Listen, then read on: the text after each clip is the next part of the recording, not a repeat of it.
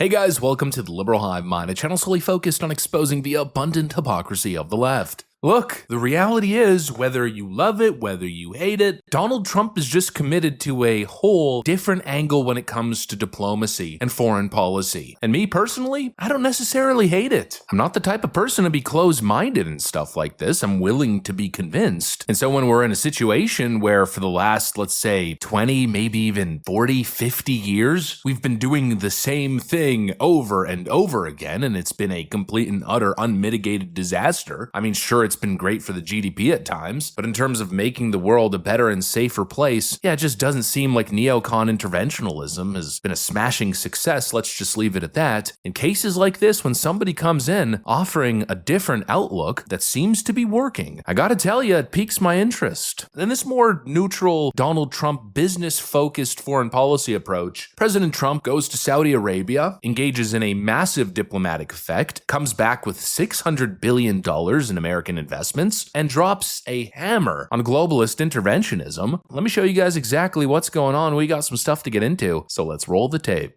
Alright folks, so basically as I put it, it all started off with this. Trump takes the stage and basically bashes the last couple decades of foreign policy. The transformations have been unbelievably remarkable. Before our eyes, a new generation of leaders is transcending the ancient conflicts of tired divisions of the past and forging a future where the Middle East is defined by commerce, not chaos, where it exports technology, not terrorism, and where people of different nations, religions, and creeds are building cities together, not bombing each other out of existence. We don't want that. And it's crucial for the wider world to note this great transformation has not come from Western interventionists or flying people in beautiful planes giving you lectures on how to live and how to govern your own affairs. No, the gleaming marvels of Riyadh and Abu Dhabi were not created by the so-called nation builders, neocons, or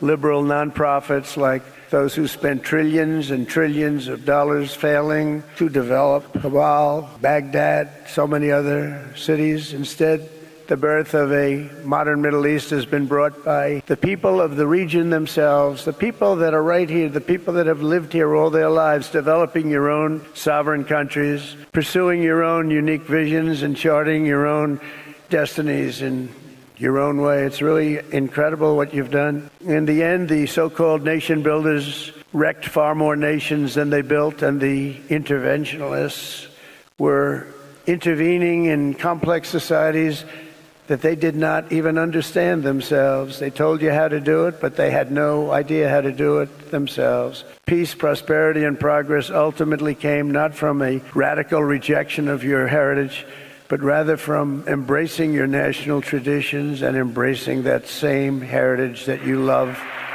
so dearly.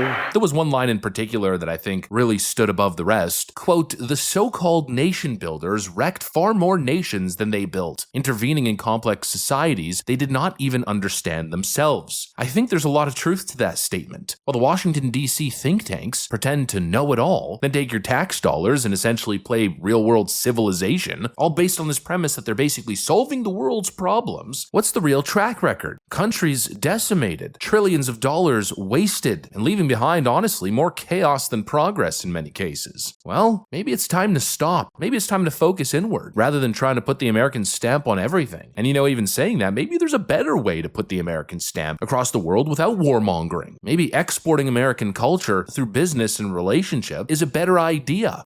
Trump's not showing up to scold people. He's not doing the Obama tour, where he globetrots around the globe and tells everybody how they ought to be doing things, while simultaneously also telling everybody how sorry America is and how horrible America's history is. Seems a little bit counterintuitive, by the way, a little bit paradoxical now, doesn't it? No, Trump's basically going and saying, you don't owe the West anything, and we're not here to tell you how to live your life. You do your thing, we'll do ours, and let's just build a kind of mutual recognition and respect. It seems like a smarter way to do diplomacy. Acknowledge sovereignty, respect the foreign culture, open the door for business and peace instead of endless war. You don't think the way that we think, therefore, let's come and restructure your society and launch a coup against your president and then install our own puppet. You know, the Trump doctrine seems quite clear. Stop playing world police and rather start playing smart. Instead of blowing up regimes and pretending that we can rebuild the world with NGOs and investment funds coming in to reap all the profits, Trump's just saying, let's do business, make deals, and respect each other's sovereignty. And speaking of making deals, Donald Trump just signed on to a massive $600 billion deal with the Saudis.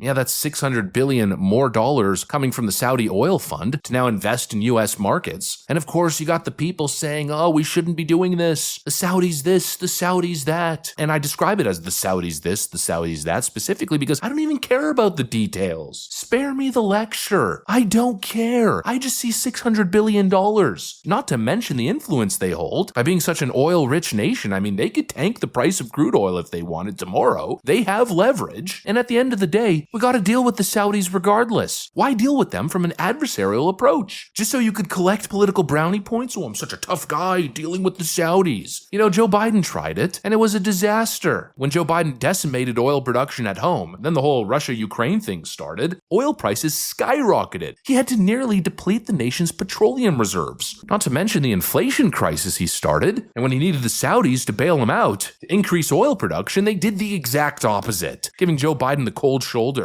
We're embedded with the Saudis regardless. They hold massive stakes in American markets. Think about some of the biggest American companies on the stock market. Yeah, the Saudis are some of the biggest shareholders. We're better off dealing with mutual respect. Even if they do things that seriously violate our norms, it's still smarter to have that inside angle, to have a good relationship, to be able to deal with these things through diplomacy and negotiation instead of political grandstanding. You know, basically what it boils down to is we have differences. We have differences of culture, thought, opinion. Okay, well, if that's your contention, well, then how is alienating these nations and pushing them further away going to convince them of anything? If you want these nations to be better on human rights, to be better on freedoms and respect for freedoms and journalism, whatever it is, whatever your issue is, you'll do a better job exporting that slow progress by exporting your business and culture, which obviously, in a certain way, the Saudis certainly love. Everybody loves American culture, let's be real. That's how you win. It sounds stupid, but having a McDonald's at every corner and exporting great American movies instead of the woke crap we've been producing, having increased cultural ties and connections is how you get people closer. You win by having good ideas and displaying those good ideas, and slowly but surely people start to get it. And again, you also respect boundaries by not forcing your culture upon them. I mean, let's take the LGBTQ stuff, for instance. Some people would suggest that we shouldn't be dealing with the Saudis because of their religious views on stuff like LGBTQ rights. But at the end of the day, who the hell are we to dictate anything in their culture? And to be honest, a lot of this stuff is completely run amok at home. You know, maybe they don't want it, and maybe they're right to not want it. And so who are we to go in and finger wag and say they have to build their society in any way? They should have the freedom and the sovereignty in their own nation to create their own culture and their own history. Unless we're facing a direct threat from their government, unless they're chanting death to America in their parliament like in certain nations, I just simply prefer the Trump approach. Just like we saw with Donald Trump and Kim Jong-un. Open a line of communication, sit down, meet, discuss ideas instead of drone attacks. Do business, engage, export American culture, make as much money as you possibly can, take all the investment, and win bigly. You know, maybe there's something to it. Maybe there's something to the Trump approach. Maybe doing the same thing over and over again, expecting different results, isn't the greatest approach, especially when we're stuck in this ridiculous loop of causing chaos abroad, which then leads to a refugee crisis. Then we've got refugees flooding to the west. In other words, problems we exacerbated, now making it into our borders. At some point, enough has to be enough. I think it's time to embrace a different outlook, and that seems to be exactly what Donald Trump is doing. His view seems to be that if you want to win in the long run, you build trust, you do business, you let the world evolve on its own terms, rather than under the boot of failed neocon fantasies. Anyways, that's pretty much what I got for you guys on this one. Hopefully you enjoyed the video. If you did, make sure to leave a like and possibly subscribe. Thanks for watching, and I'll see you on the next one.